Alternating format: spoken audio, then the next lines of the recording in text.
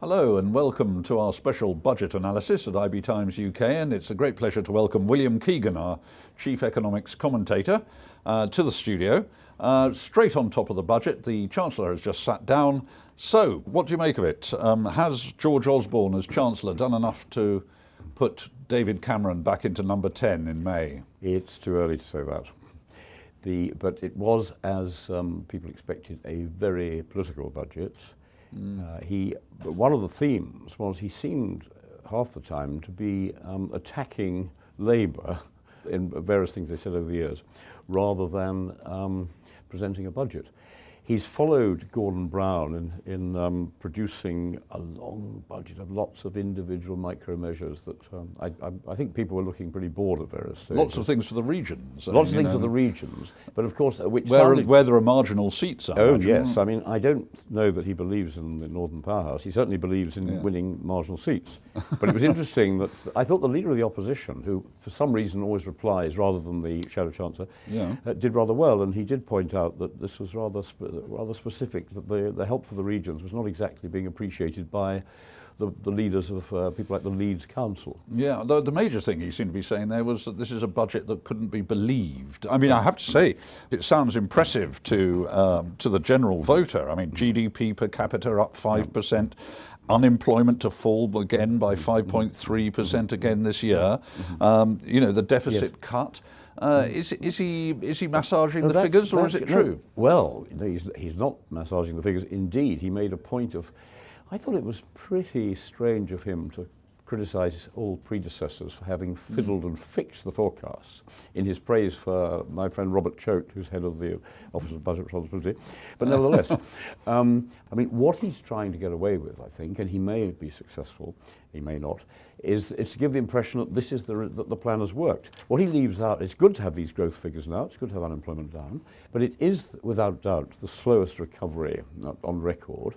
And we're only just back to the levels of living standards before they came in, and he did waste several years. But there's no reference to the flatlining. There was no reference to the fact that when he came in, there was an economic recovery underway, and he rather, to my mind, hit that on the head with his VAT but increase. Nevertheless, we're out of the red and into the black, as he puts it. No, we're still in the red, but we're less in the red.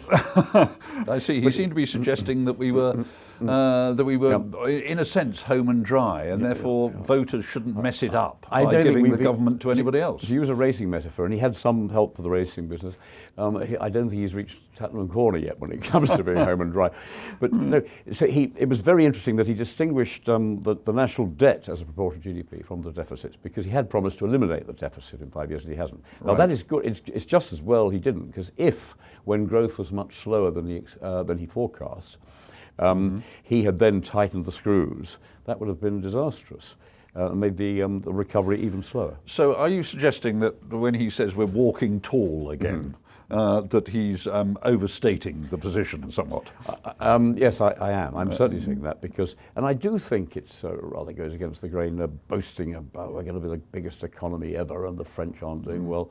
If you go back over the years, the French economy hasn't done too badly. It's going through a problem at the moment. But I don't like that nationalistic stuff, but he seems to think it's necessary. It's a very electioneering budget, and it looks good now, growth, unemployment, etc., but it is actually a very bad record over 5 years. Well, one thing that, in the electioneering sense, one thing that their research, that is the government's research, will have, or the Conservative Party's research will have shown them, is the fear that out there they're associated with being the friends of the rich and the city and financial services and so on. He did make an attempt to distance himself rather from the city and their supposed banking friends by raising a bit of a levy on the banks. Yes, he did, and that's fair enough. But I thought it was somewhat duplicitous to say that the Labour Party had used taxation to rescue the banks, and now we're giving the money back. Because if the banks had not been rescued, I mean, they got us into the mess. If they hadn't, God knows what would have happened to the economy. Well, you're saying that's the one thing Gordon Brown got right?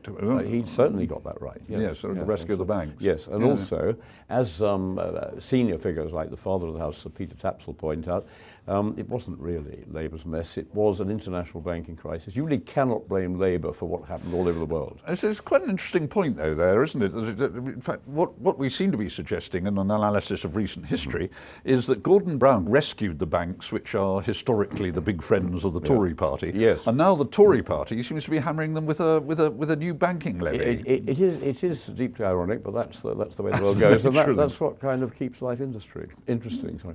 Well, yeah, it's interesting too, or at least we should remind ourselves, shouldn't we, that that this is, as you say, an electioneering budget, but in 6 weeks' time, it could all mean nothing at all, could it not? Yes, there is a famous dictum which is repeated by most chancellors, usually after they've been chancellor, that budgets that look good on the day don't necessarily look good a few days later. Right. Most of these measures will be forgotten. We have, and what struck me today was that I share the general view, frankly, that so far Ed Miliband hasn't come across very well, and that shows in the polling. But today, that was one of the most spirited speeches I've ever seen. And if he gets across to people that although he's making the Chancellor's making gestures, actually most people feel aren't doing too well. If they go on hammering away at that, then the election could be quite open. Interesting. Well, thank you very much. We'll see what happens and how it's treated at the beginning of May when we go into what will turn out, presumably, to be the consequence of another budget very soon. Yes, we'll look forward to speaking to you about that. Thank you for joining us today. William Keegan, our chief economics commentator here at IB Times UK, and thank you very much for watching.